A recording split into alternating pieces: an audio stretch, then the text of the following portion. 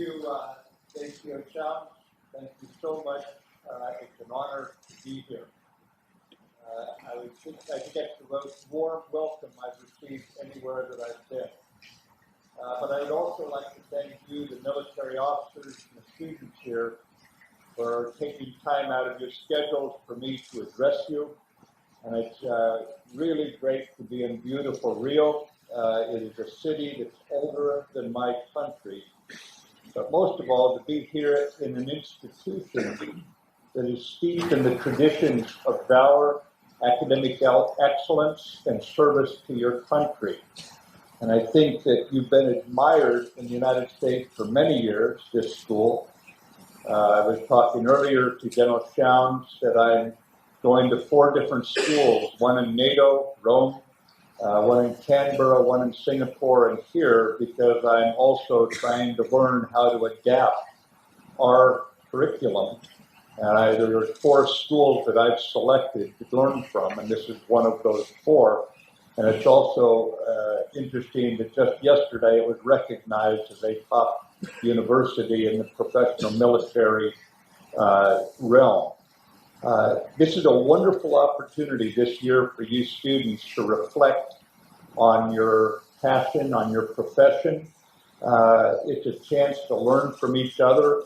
We call it iron sharpening iron, as you learn from others around you what they have learned over so many years of service. Here at your war college, you forge lasting relationships across your services, across your military, and certainly across the 4 international nations that are represented here. We are proud to be one of those 4 alongside Peru, Mexico, and Pakistan. I would just tell you there's no place that I'm more eager to spend time than among young officers who are trying to improve themselves and to be at the top of their game.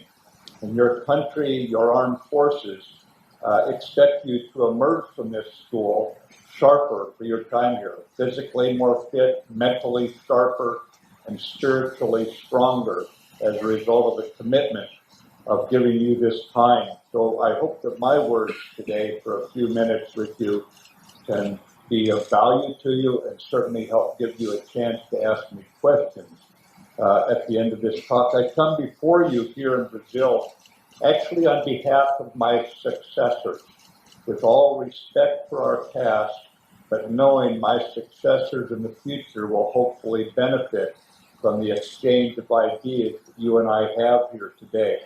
I'm also here to acknowledge our shared values and to continue making down payments on our shared destiny as fellow Americans. And as the hemisphere's 2 largest democracies, and as defenders of our inter-American values, the defense of democracy, the respect of fundamental human rights, the rule of law, and peace in our hemisphere and globally. And that's been manifested by Brazilian leadership from the waters off Lebanon to the Central African Republic, where your military leadership is noted around the world among professional militaries. These values we protect find elegant yet concise expression in Article 1 of the Inter-American Democratic Charter, and it reads, "The peoples of the Americas have a right to democracy and their governments have an obligation to promote and defend it." And you highly selected officers here at this War College are the human manifestation of those words, demonstrated by your ethical performance of duty that earned you a coveted seat in this highly respected institution. So why do I, a sitting American Secretary of Defense, recite Article 1 at a premier hemispheric war college? It's because each of you is a leader, whether in military or law, finance, medicine, and you wouldn't have been selected for this superior school otherwise, and you will decide how we will defend the right to democracy in the future. You will make those decisions. Long after myself, my counterparts, after we leave office, it will be riding on your young shoulders, and you're all young compared to me.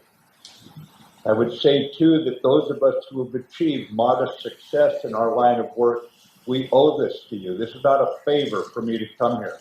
We owe to you to tell you what we learned along the way, how we dealt successfully or unsuccessfully with the challenges we face. The United States is thinking long-term in Latin America. In Brazil, we recognize the success and the security of future generations depends on how well we together build trust at every level with our Western Hemisphere allies and our partners today. As we look to the future, we want to build on trust today. The United States seeks to earn your trust daily. We want to be your partner of choice, especially if trouble looms, when refugee flows across your borders must be addressed, when a shipping disaster happens in a South American Navy and a submarine goes down, when threats to your sovereignty or your way of life manifest. So let me close the normal gaps between you and I by briefly sharing my background. I'm a son of the American West. I grew up in a small town on the banks of the Columbia River, a river that played an outsized role in my region, like the Amazon plays in Brazil. I was raised by the greatest generation. That's what we call those who served in World War II. That's the same generation that fought beside the Brazilian Expeditionary Force at Monte Castelo. Those are the same North Americans that flew alongside your fighter pilots in their P-47 Thunderbolts and our sailors who hunted German U-boats with you in the Atlantic, where the Brazilian Navy escorted more than 3,000 ships and lost only 3, a stunning achievement in itself. In the U.S. military, we don't forget our debt to you when the chips were down and you stood strong beside us.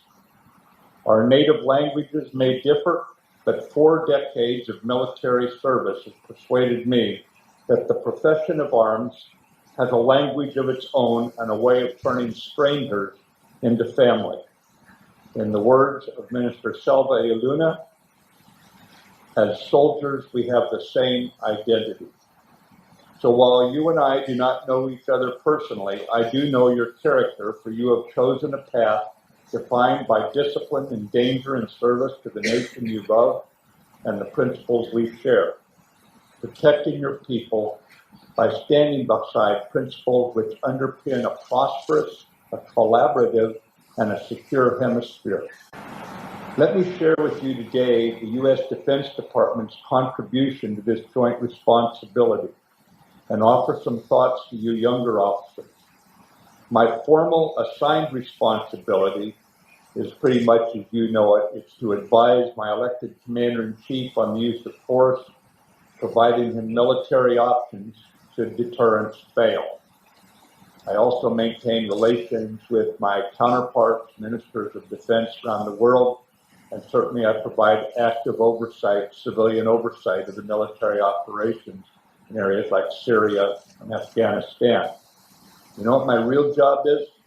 My real job is to try to keep the peace for one more year, one more month, one more week, one more day, while the diplomats try to work out the solution to very difficult problems. In terms of the actual Department of Defense priorities that I assign to my military officers and my civilian staff, I basically have only 3 lines of effort. The first is to increase the lethality of the U.S. military. I want any adversary to know they are much better off to deal with our Secretary of State and our diplomats. They do not want to deal with me and my soldiers, sailors, airmen, and Marines. In an imperfect world, we in the military must maintain ethical control of our use of violence on a battlefield. We must never forget that every battlefield is also a humanitarian field of innocent people. Secondly, I want to make certain we strengthen and broaden our relationships with allies. And it's very simple. Nations with allies thrive. Nations without allies do not survive. So my mind is very clear on this.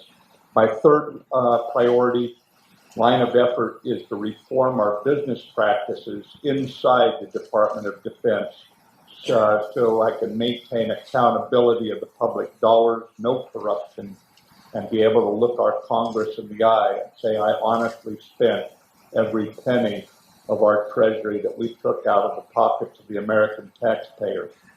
I've got to maintain the managerial integrity of those processes. I'm going to today focus mostly on our second priority for obvious reasons when I speak about the role of allies, because history is compelling to me, and it's the historical appreciation that every nation needs allies that draws me to your country today and underpins much of what I do every day. Next month, by the way, I will be in Asia talking with our allies.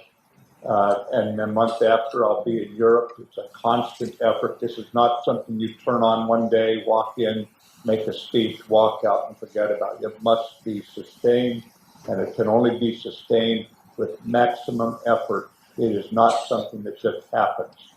I bring this up because in my 4 decades of military service, I had the privilege to fight many times for the United States. Not on one occasion did I fight in a solely American formation. It was always in coalitions. That is, multinational efforts. This is hard work, and Winston Churchill said it best, that the only thing harder than fighting with allies is fighting without allies.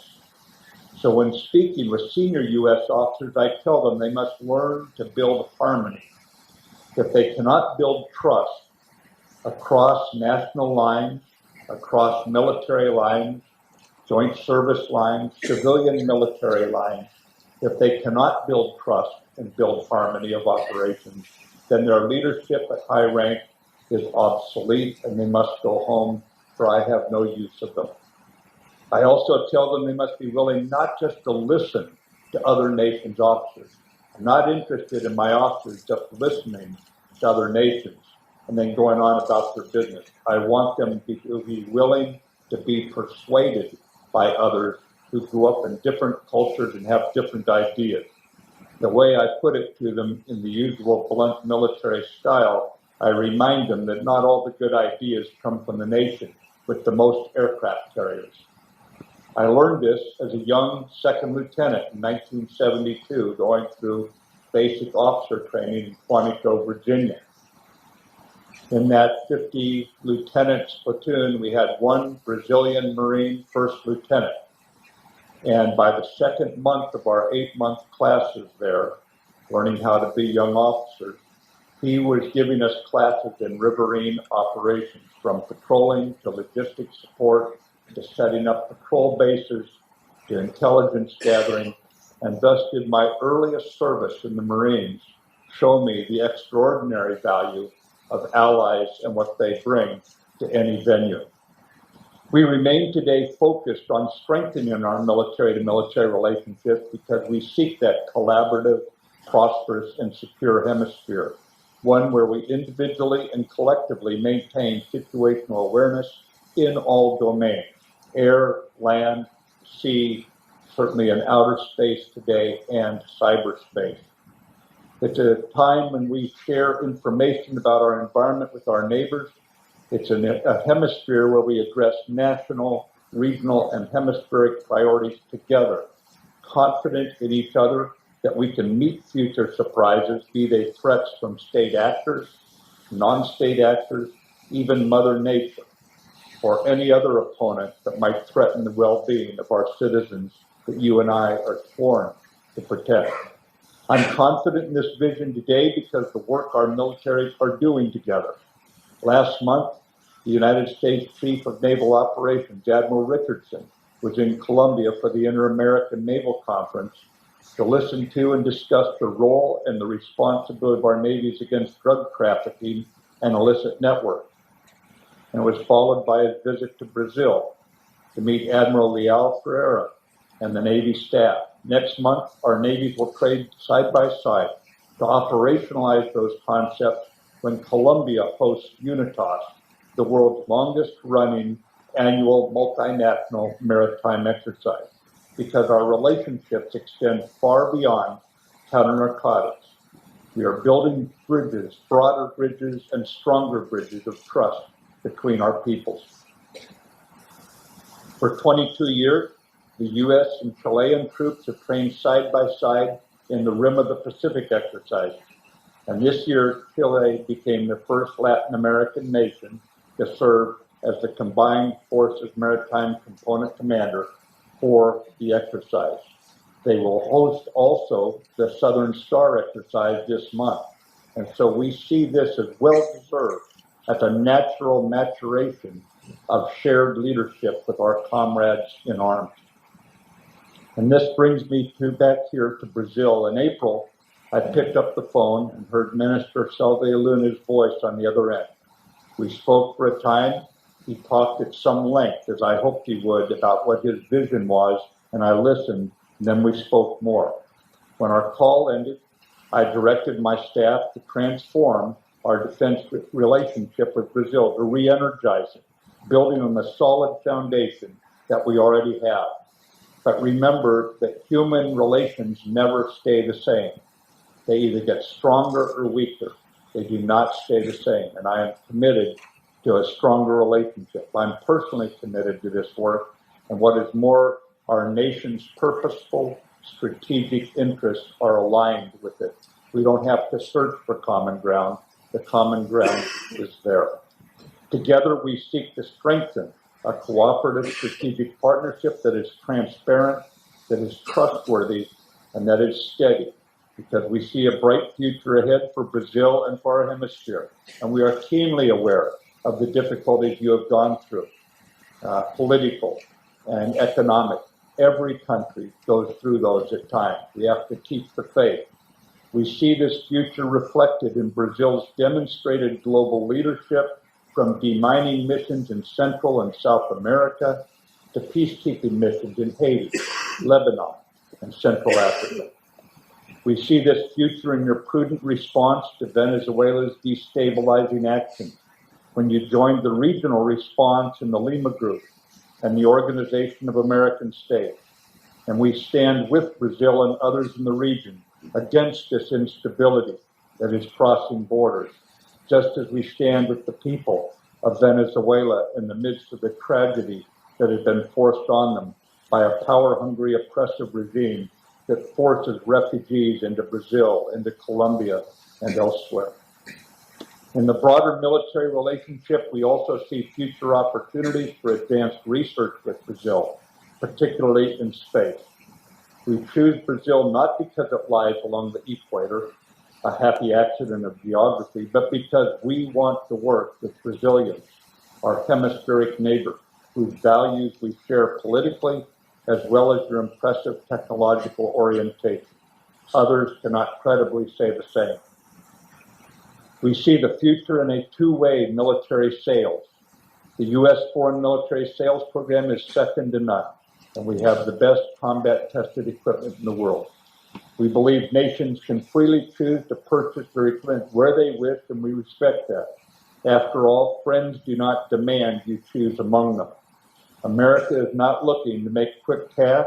We are looking to earn and keep friends, sharing our most combat-proven technology while drawing on your areas of expertise. We believe it is in America's best interest that your industrial base be internationally competitive.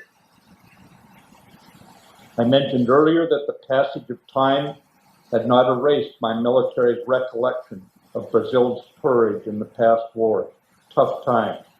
It was 76 years ago this month that Brazil declared war on the Axis powers, well before the Allies landed in North Africa and in the dark times for the democracies where we were on our back foot.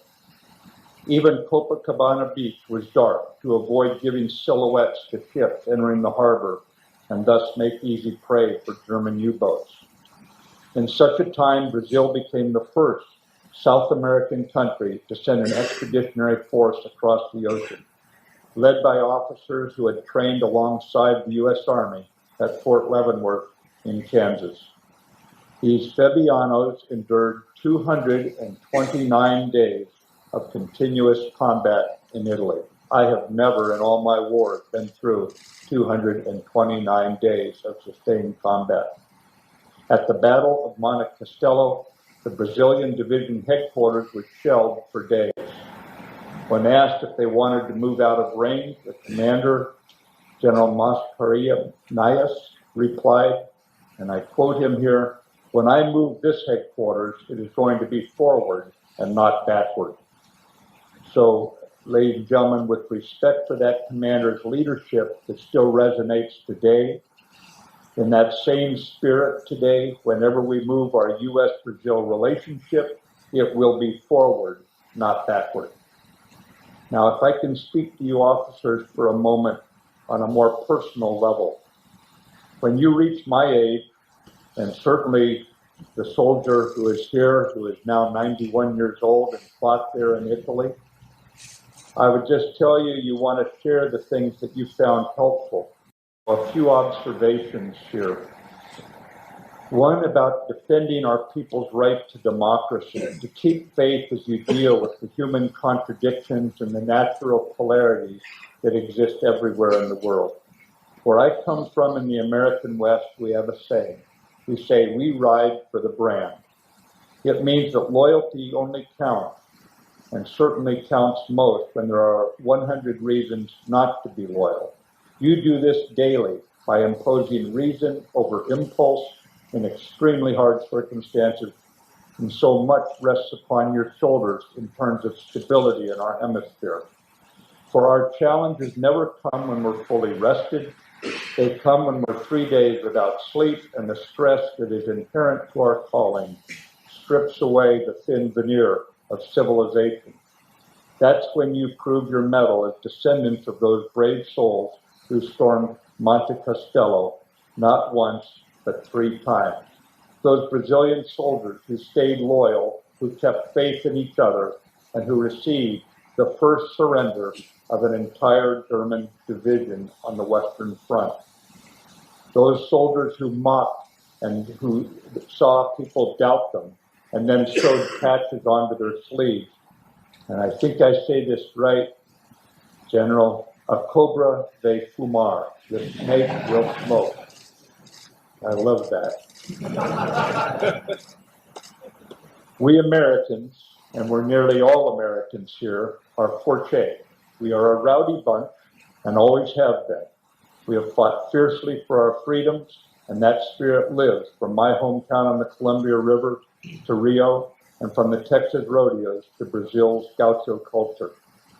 On that foundation of democracies with shared values and common history of fighting for our freedom, the U.S. military respectfully seeks to work side by side with Brazil and with Brazil's neighbors to build a future together, one that shares all the benefits of living in our great hemisphere. It should be an island of democracy and prosperity in an unstable world. Our hemisphere should show the way and be a model. So thank you for hearing me out this morning. And now, in the finer tradition of the Escola Superior, I would like to address a couple questions you sent me in advance, but also, with the translator's help, take some questions directly from you. One of the questions I was asked had to do with something we called the Goldwater-Nichols Act. And in America, ladies and gentlemen, while the commander-in-chief commands our military, we are owned, we are possessed by the U.S. Congress. They fund us, they write the laws for us, and they were concerned back in the post-Vietnam timeframe that we, in fact, did not have full accommodation of our joint capability. While the Army could fight well, and the Navy could fight well, and the Air Force could, and we had fought integrated many times, there were new opportunities that we were not taking advantage of. So if a military does not change with the times in our form of government, it can be directed by the U.S. Congress. It's a reminder why you young officers have to stay at the front end of your thinking, of your leading. Because if not, you will surrender this, as we did, unfortunately, to the U.S. Congress. Wisely, the Congress took action to take care of a gap in our training and our operations. It was called the Goldwater-Nichols Act after the two legislators who passed it. And in that, they dictated that we must, as senior officers, have spent time in another service staff, and they created joint staffs. And so the question today is, it's worked well. Obviously, I've been brought up on Navy staffs as a Marine, but I had to go off and be in joint staff because my Navy Marine time was seen as one service. We sometimes argue about that, but we'll accept it for reasons of discussion here. So what happened was we got good at joint operations, but then we found problems in trying to deal with U.S. State Department, U.S. Agency for International Development, other parts of the American foreign policy team. And the question here is, do we need another legislation that dictates we will work in State Department at times and elsewhere? To answer the question, I don't believe that that will happen, and it doesn't have anything to do with operations. Each of us have our own culture in our country. In our country, we had a very nasty argument with King George III. You might remember it. We revolted against him. We did not want, when we came out of that revolution, where with French help we achieved our independence, we did not want an efficient government. We did not want to replace King George with another government that would be just as kingly for us. So we created a government with three co-equal branches, judicial, legislative, and executive, and even the legislature we broke into bicameral, so that there was no way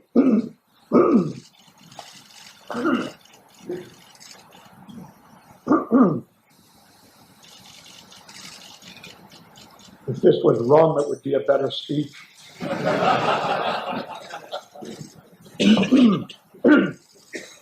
This is God telling me it's time to take questions, by the way. But so we set it up in a way that we would keep the different branches apart and inside the executive branch apart. So while we will, at times, we will confound you and we will vex you because we don't seem to be efficient. Our government was set up not to be efficient. So in our culture, please understand that at times we will frustrate you, but just stick with us. As Winston Churchill put it, even without passing a new law, once the Americans exhaust all possibilities, we will do the right thing. So just stick with us, okay? So why don't we take some questions now? I understand, Anna, that you will be coming up.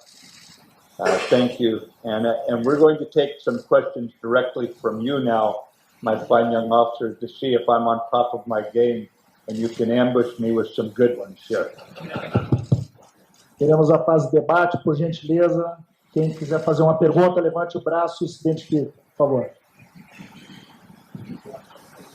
Go ahead. Oh, here we go.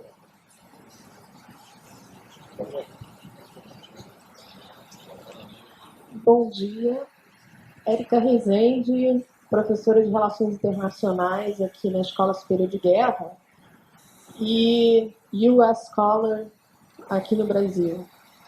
A minha pergunta tem a ver com a declaração recente, na semana passada, da criação de uma força espacial, ou seja, seria a quinta força armada norte-americana.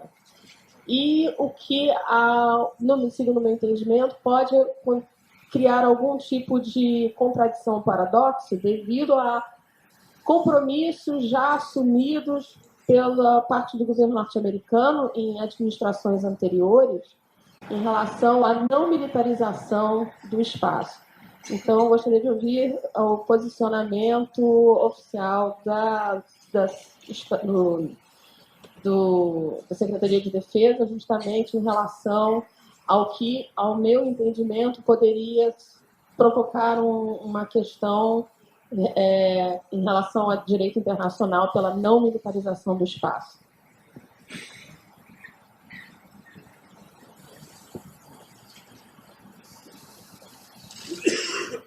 Ok, Okay, excellent question. It has occupied a fair amount of my time over the last several months. Ladies and gentlemen, probably some years ago now, China sent a missile up and destroyed one of their own satellites in space. We understand the message that China was sending, that they could take out a satellite in space. Since then, our intelligence services have watched other nations, including Russia, develop a space attack capability where they can take satellites out in space. Now, you know how much of the world depends on communications through space, weather forecasting, environmental assessments of damage, of fires, whatever it is, from economics and trade to observation of natural phenomena, and certainly intelligence and warning of any kinds of attacks. Space has grown critical. So this is a reality. We are not initiating this. We are saying we will be able to defend our satellites in space.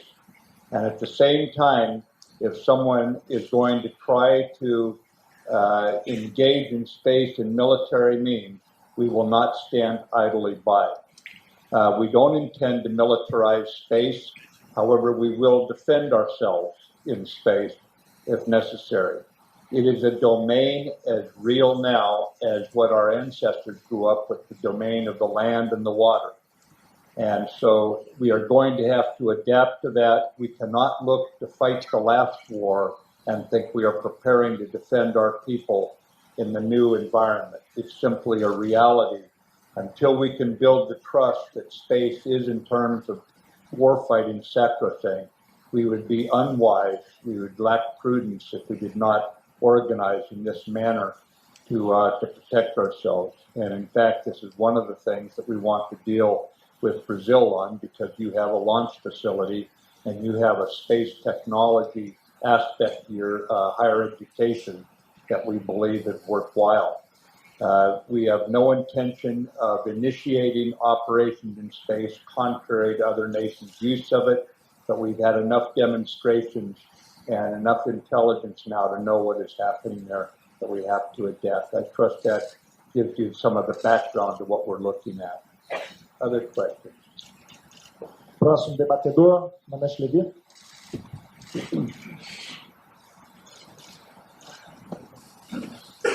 A minha pergunta é, na opinião de Vossa Excelência, qual seria o principal papel dos Estados Unidos no atual contexto geopolítico envolvendo o mar meridional da China? Obrigado.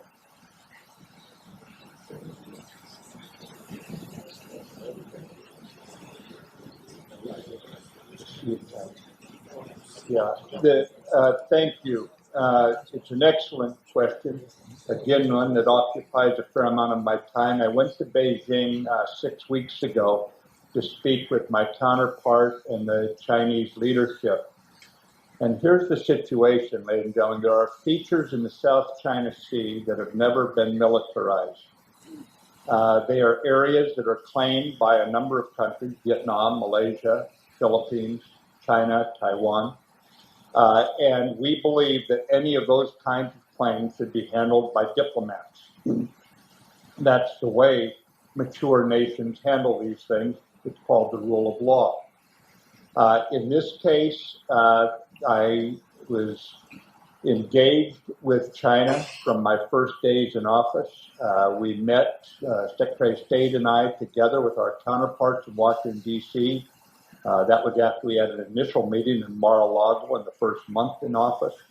And we wanted to discuss this issue because right now, China is shredding the trust of the nations in the area by its muscular militarization. Further, in 2015, President Xi had come to America and he had stated publicly with President Obama that there would be no militarization of the Spratly Islands. We invited China, when I came into office, to participate in the exercise RIMPAC, the largest naval exercise in the world, the one that Chile will be leading part of next year. They're already been put in charge and the planning's underway. They were invited, and a month before the exercise, China moved weapons into the Spratly Islands. After thinking about this and not getting any answers, the lack of transparency caused me to disinvite China. I was not happy with that. It's not what I wanted. I want transparency with China so that we all know what each other's doing, building stability. Remember, trying to keep the peace one more year, one more month, one more week. But I could not ignore the fact that they had done contrary to what their president had publicly promised, and done it on the eve of the RIMPAC exercise. So in talking with the Chinese leaders, I explained that they were shredding trust, they were scaring nations. In some nations, they were even afraid to speak publicly about their fears because they feared Chinese economic exploitation and power. So I laid all this out to the Chinese, and I said, look, we're going to have to find a way where we can work together in this world, all of us, large nations, small nations, all nations being given the credit they're due, their sovereign decisions are permitted. We don't agree with every decision every nation makes. That doesn't change our respect for them and our willingness to work with them, unless it's in some way aggressive against us. And so in laying this out, our hope is that we will find a way to work with China through diplomatic means to resolve issues like this. That's the way they should be resolved. And remember that China has signed and ratified UNCLOS. This was not some treaty made during their 100 years of humiliation. They were part of that treaty formulation. And under that treaty, they accept arbitration by a certain panel that was set up. That panel, for example, that arbitration came out and said China was wrong and needed to return certain islands in the South China Sea to the Philippines. They discounted it and refused to abide by it. So at this point, where are we at it on this? We are trying to press once again to maintain diplomatic solutions as we should, and we are not going to agree to any restrictions on navigation. We send our Navy ships through the South China Sea routinely on what we call freedom of navigation patrols. The freedom of navigation there has benefited all nations in the world. These features were not under any attack, and they certainly did not need to be defended. China benefited in its economic rise from the freedom of navigation that all nations, large and small, enjoy. So we want to return it to that status that it was before, and there is no need for militarization of those islands. I have too much respect for the Chinese officers and the People's Liberation Army, Navy, to think that they suspect any invasion of China is coming. You know, and I know that is not possible. So we're going to have to settle this diplomatically, is the bottom line. Próxima debatedora, estagiária Gislaine. Bom dia, especialista em regulação. Eu gostaria de saber qual a política dos Estados Unidos frente à Shanghai Cooperation Organization e a possibilidade de formação de uma organização antagônica à OTAN.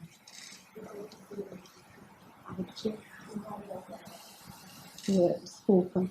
Qual a política dos Estados Unidos frente à Shanghai Cooperation Organization e a possibilidade de formação de uma organização antagônica à OTAN?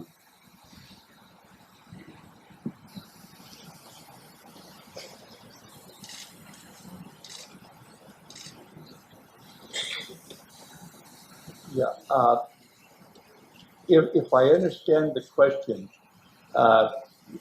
vis-a-vis NATO, NATO, as you know, is 29 democracies that look to the natural defense of all nations there. This is one of the ways that we've maintained peace and stability in NATO since 1949. And the way to answer your question is to put it in the context, why did the greatest generation coming home from World War II look around and say we were raised in an economic depression, worldwide depression. There was a war in which millions, tens of millions of people were killed. They come home to America and they say, what a crummy world that was. And they say, but we're part of it, whether we like it or not, and we're going to set up international organizations that respect sovereignty, that protect democracy. And out of that grows the United Nations, the International Monetary Fund, so nations that are in economic trouble do not have to turn to Mussolini or a fascist as a lender of last resort.